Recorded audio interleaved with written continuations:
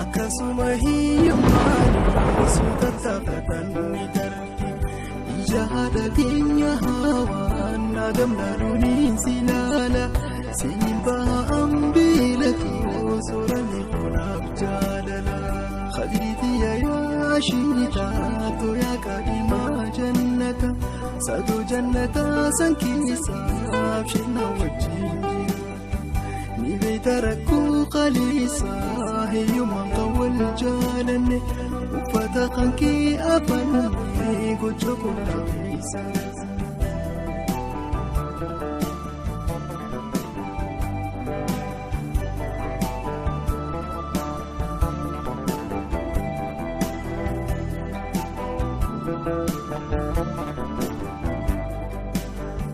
Yaala sallasii baheeti yaala sallasii baheeti yaala sallasii baheeti ofiina qabiila bee.